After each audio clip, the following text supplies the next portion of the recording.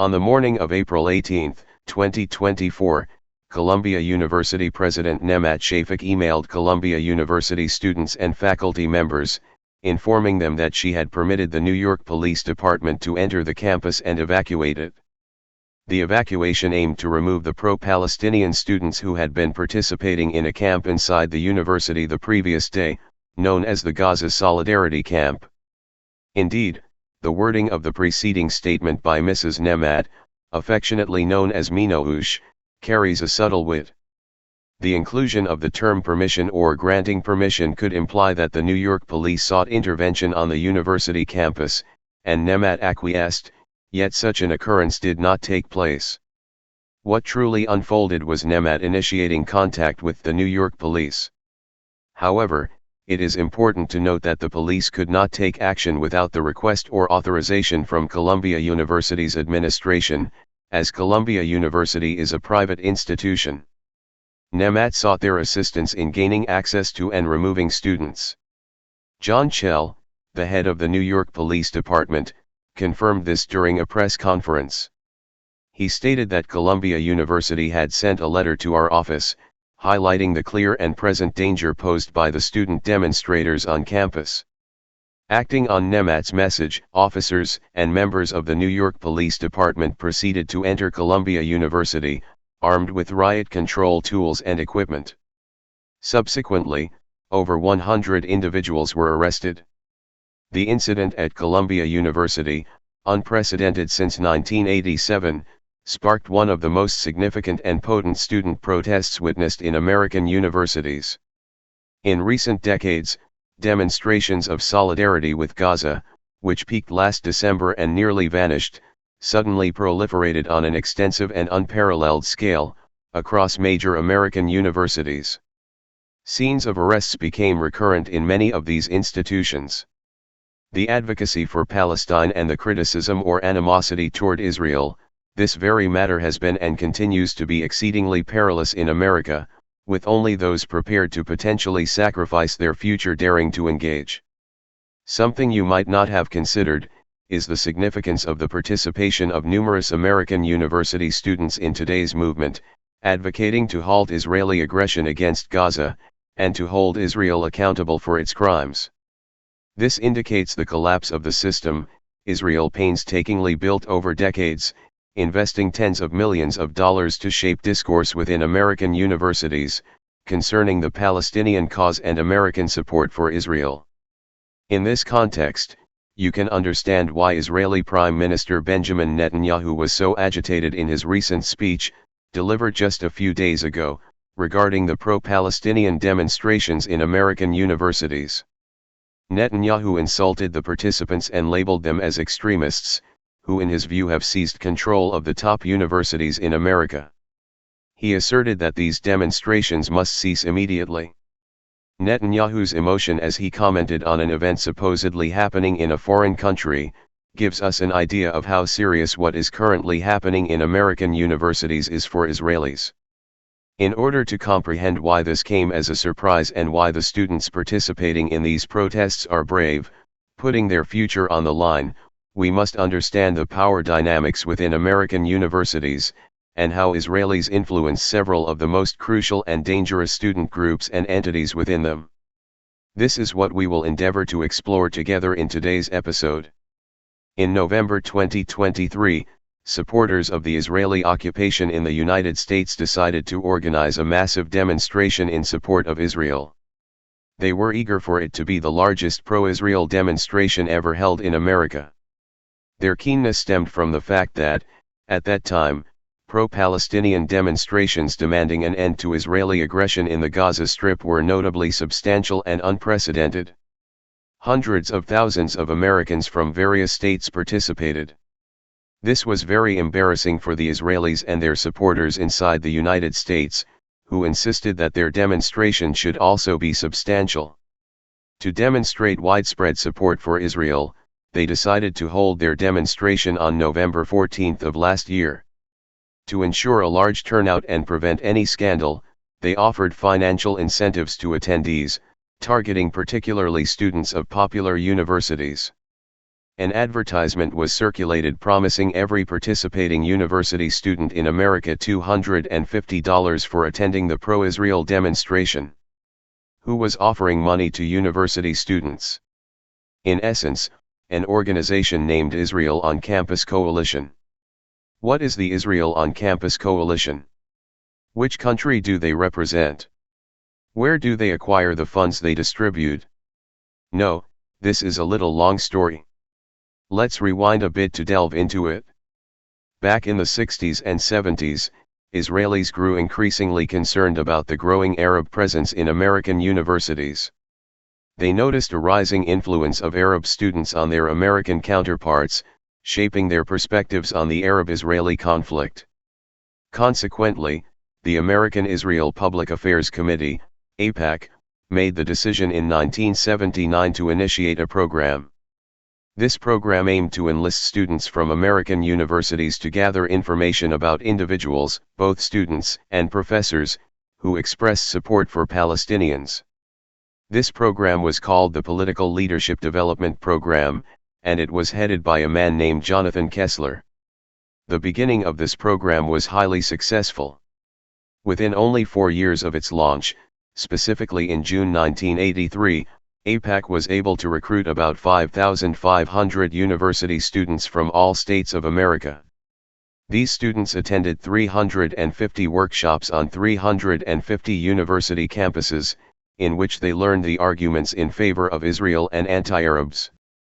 This equipped them to engage in discussions with their colleagues or professors on this topic.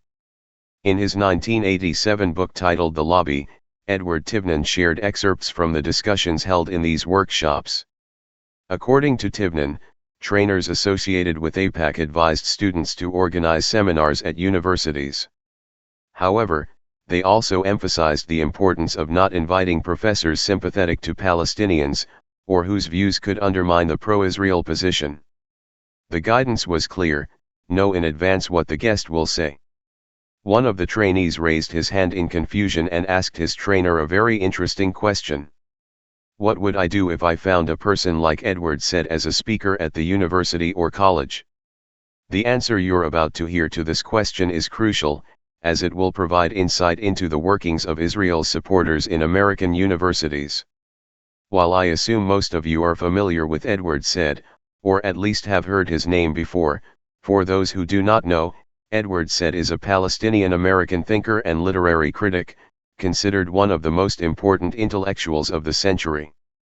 Said was a Columbia University professor and one of its most renowned figures. He was known as one of the foremost advocates for the Palestinian cause in America. Returning to our story, the workshop facilitator promptly replied to the student emphatically, "Do not even attempt to undermine Said's credibility." Why did he say that? Well, a staffer in the Senate recounted an incident where Edward Said was addressing a crowd of 300 people, and during that event, someone from the audience stepped forward and made a remark perceived as a challenge.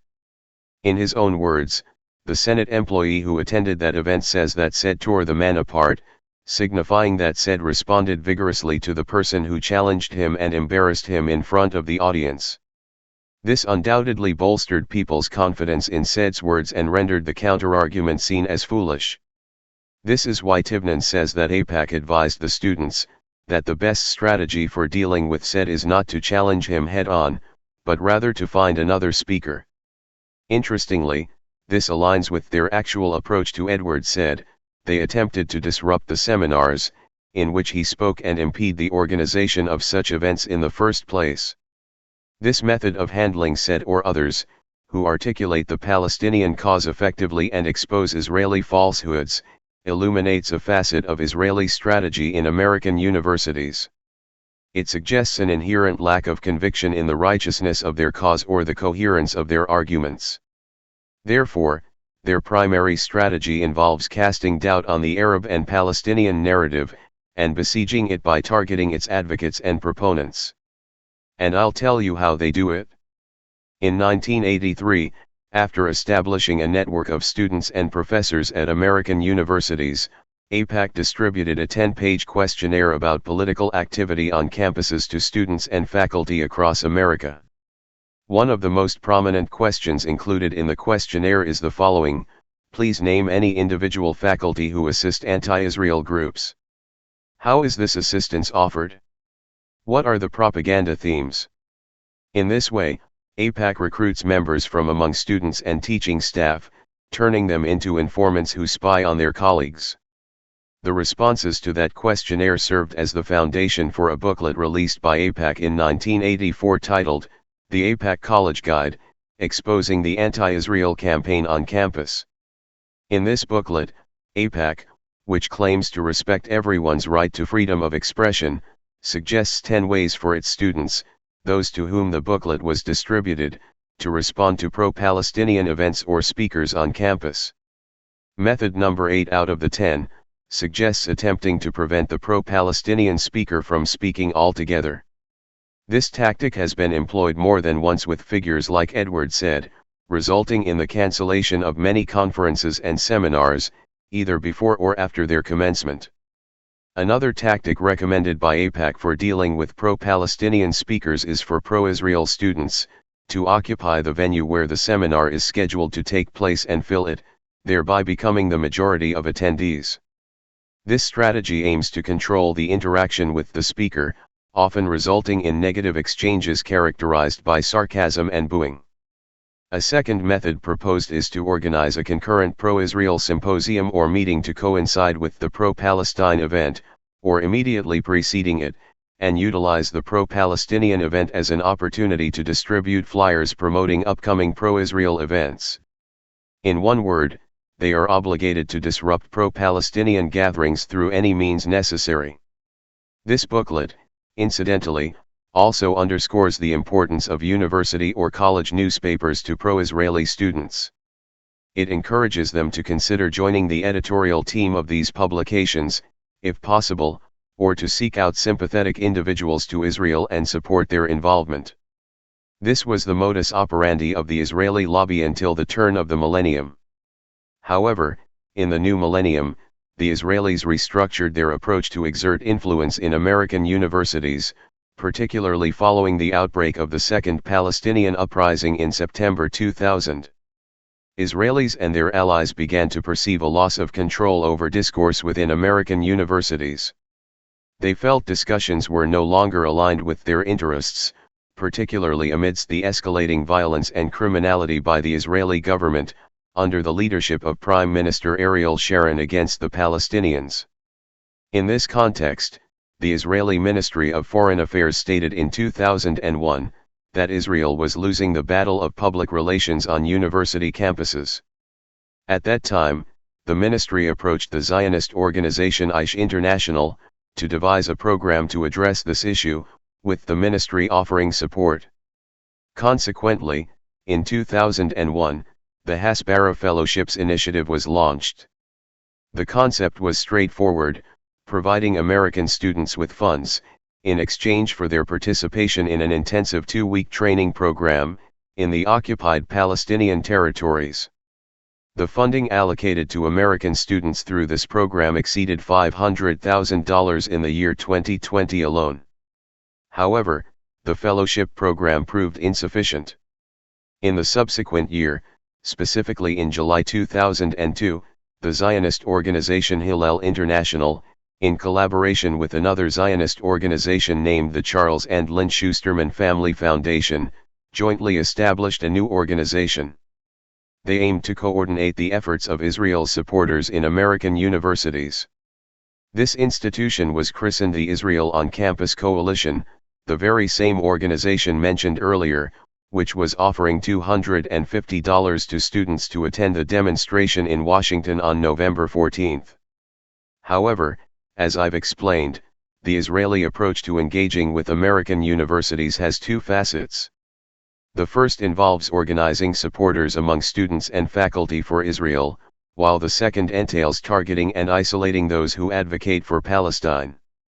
Precisely 2 months following the establishment of the Israel on Campus Coalition, in September 2002, a website called Campus Watch emerged in the American landscape. It was founded by a Zionist American think tank, known as the Middle East Forum.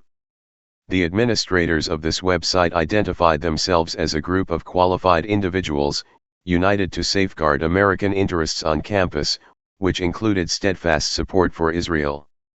In essence, this website encouraged students to report professors, whom they observed criticizing Israel or endorsing Palestine. Subsequently, these professors were publicly denounced by having their names featured on a prominent and continuously updated list on the Internet. The concept behind Campus Watch was replicated on a more significant and perilous platform, known as Canary Mission. Launched in 2014, Canary Mission's job is straightforward: it collects and publicizes the names of students, faculty members, and institutions that oppose or criticize Israeli policies, or express support for Palestinians. Furthermore, the site maintains an extensive roster of media and press entities labeled as anti-Israel. Particularly targeting students and professors, those listed on the site endure repercussions intended as retribution.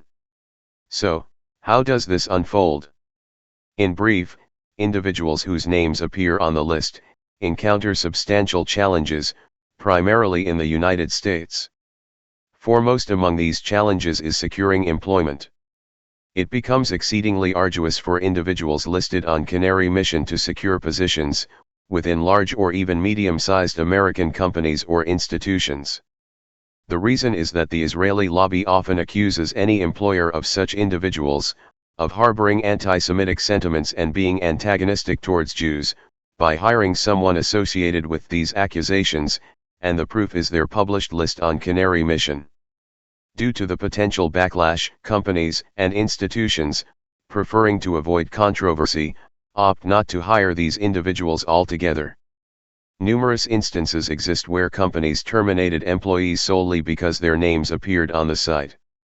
This situation has escalated to the point where certain countries deny entry to individuals listed on Canary Mission. Perhaps the most prominent victims of this issue are students and university professors, who are affiliated with the activities of the Boycott, Divestment, and Sanctions (BDS) movement. This movement emerged in 2005 and has provoked Israelis and its supporters, by consistently attempting to isolate the Israeli regime academically, culturally, politically, and economically. In many cases, it has successfully achieved this goal. The significant presence of BDS in numerous American universities has made it a prime target for Canary Mission. Unfortunately, some students have been reported by Canary Mission, which disseminated their information to potential employers, effectively obstructing their future career prospects. Similarly, the site is currently targeting American students who participate in demonstrations, or voice objections to the severe Israeli aggression in the Gaza Strip. For instance, 3 days following the commencement of the Israeli aggression against the Gaza Strip, specifically on October 10, 2023, 33 student groups at Harvard University endorsed a statement, holding the Israeli regime entirely accountable for the acts of violence that transpired on October 7, 2023. This statement was subsequently published by the renowned student magazine affiliated with Harvard University, the Harvard Crimson. Shortly after its publication, the Canary Mission website compiled dossiers on the editorial board members of Harvard Magazine, and disseminated them online, with the intent to defame, retaliate against, blackmail, and jeopardize their professional futures, due to their endorsement of the statement, which greatly perturbed Israel and its supporters. That is why we can consider the Canary Mission website as one of the most dangerous tools, through which Israelis are attempting to influence the discussion regarding the Palestinian issue, within the corridors of American universities. Before I proceed, let me highlight another significant incident, that underscores how this site has consistently engaged in bullying and blackmail. In 2018, students at George Washington University were preparing to vote on a resolution, asking the university administration to divest its investments from companies benefiting from Israel's human rights violations. Before the vote, Canary Mission distributed leaflets to the students with a threatening message: "There are no secrets, we will know your vote and will act accordingly." Despite this intimidation tactic, it didn't deter students from voting for the resolution. However, it sheds light on this site's unethical practices and the individuals behind it. So, who is behind this site, or who is funding it? Overall, organizations tied to Israel operating in the United States often conceal the sources of their funds unlawfully, as American law mandates disclosure for any organization receiving foreign contributions.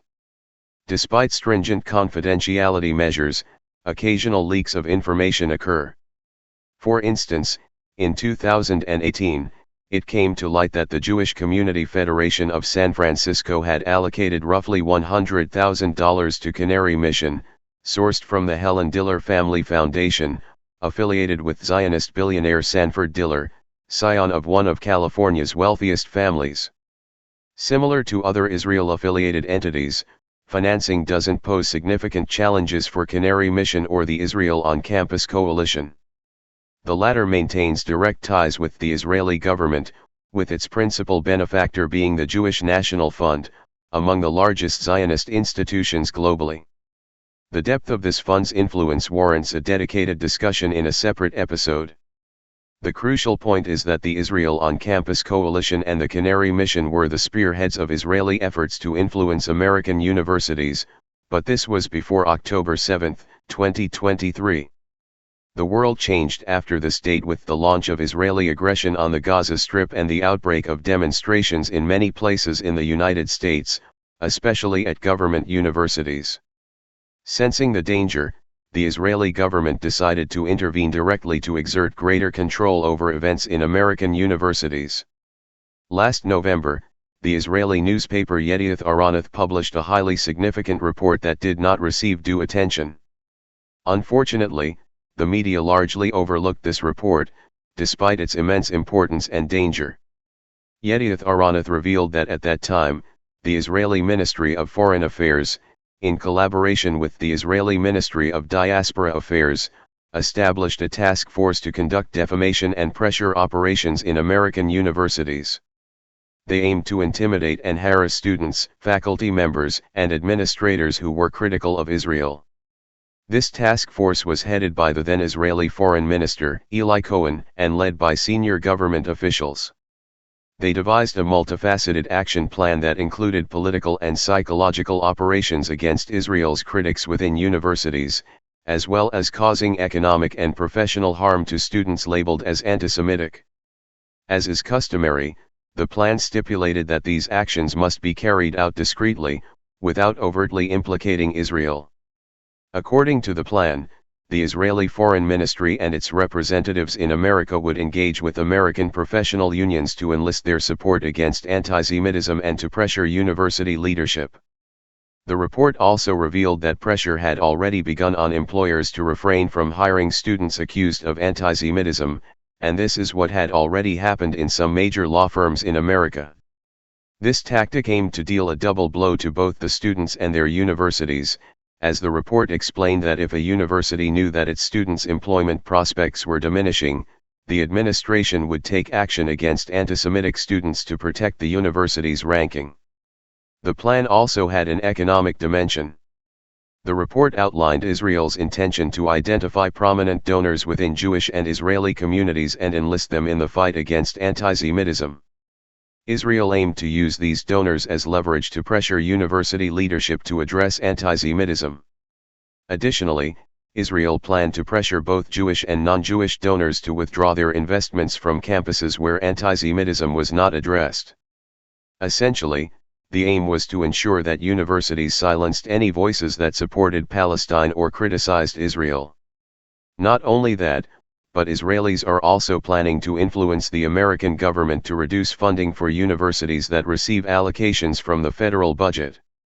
Essentially, they aim to pressure the American government into halting funding for universities supported by American taxpayers.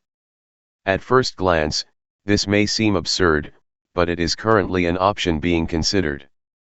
Furthermore, the plan suggests that the Foreign Ministry will investigate the feasibility of launching a social media campaign targeting campuses.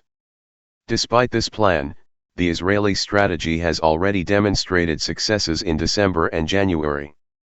On December 5, Republican Representative Elise Stefanik chaired a congressional hearing. The heads of Harvard, Pennsylvania, and MIT were questioned for 5 hours regarding the issue of anti-Semitism on their campuses. They were accused of inadequately addressing this phenomenon, particularly concerning criticism of Israeli policies and support for Palestinians. Throughout the live broadcast of the hearing, Stefanik aimed to elicit specific responses from the university presidents. However, the three women remained vigilant, striving to adhere to constitutional principles and regulations safeguarding freedom of expression. Nonetheless, they faced significant repercussions. Elizabeth McGill, president of the University of Pennsylvania, resigned from her position on December 9 due to intense backlash from pro-Israel supporters and Zionist donors threatening to withdraw funding. Similarly, Claudine Gay, president of Harvard, was also compelled to resign, despite widespread support from students and faculty members. Her resignation took effect in early January 2024. Their resignation was a significant victory for the Israelis and their supporters. For a moment, it appeared that Israeli hegemony had no room to wane within the corridors of American universities. This sentiment was echoed in the demonstrations within these institutions. The culmination was reached last December, followed by a subsequent deterioration to a large extent. The situation remained stagnant until Mrs. Nemat Shafik, president of Columbia University, inadvertently bumped into a chair in the club. This incident prompted a series of decisions and measures that completely altered the landscape. The scope and scale of demonstrations within American universities took on an unprecedented significance in history, without exaggeration. On April 17, 2024, Nemat Shafik, seeking to distance herself from the fate of her colleagues at Harvard and Pennsylvania, took a contrasting path.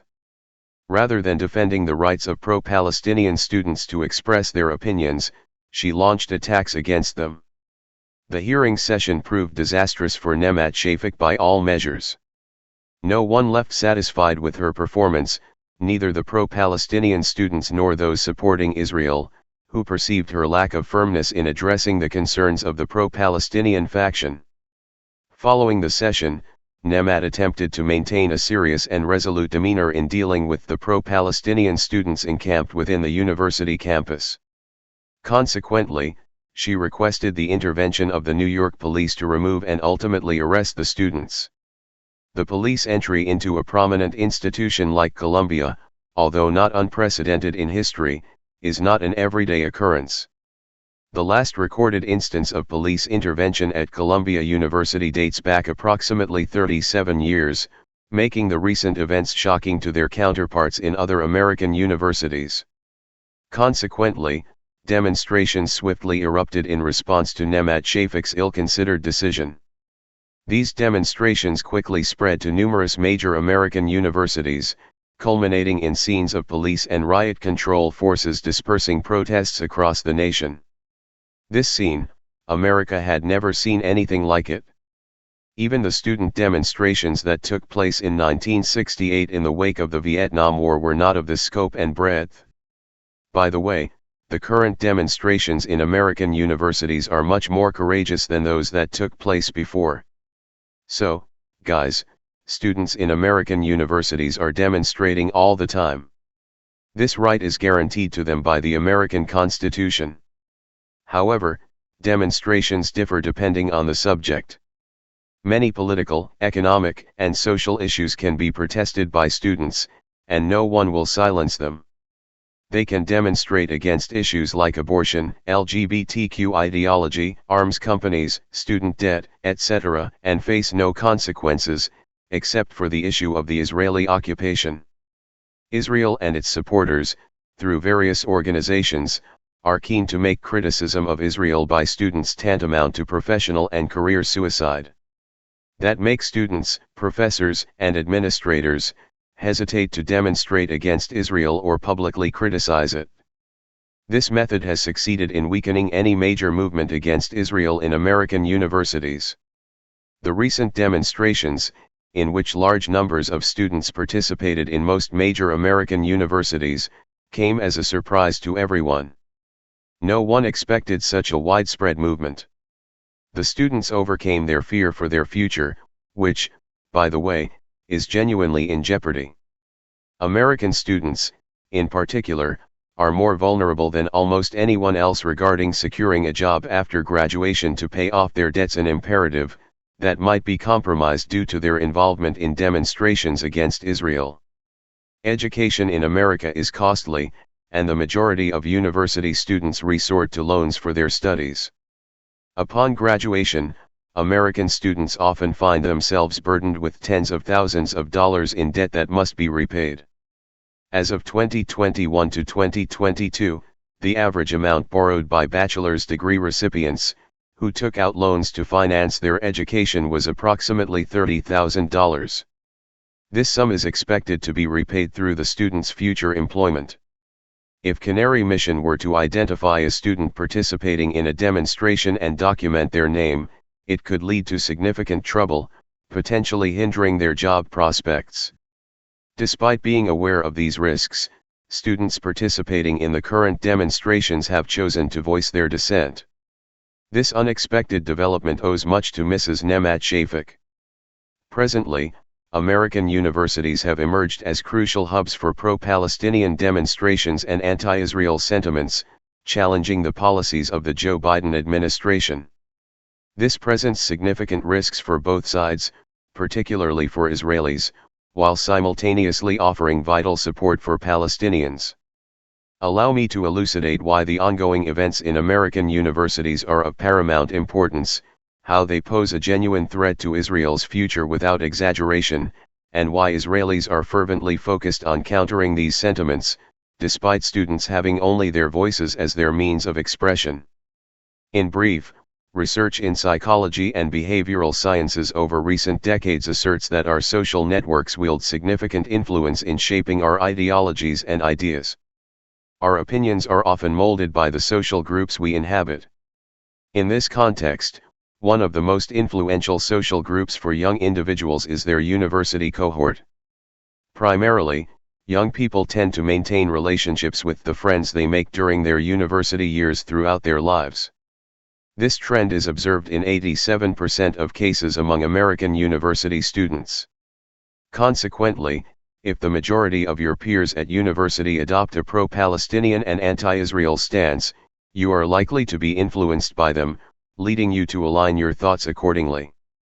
What's concerning is that the viewpoints formed during university years often persist throughout their lifetime. Young individuals establish core ideas and beliefs at university that shape their perspectives and judgments on various issues.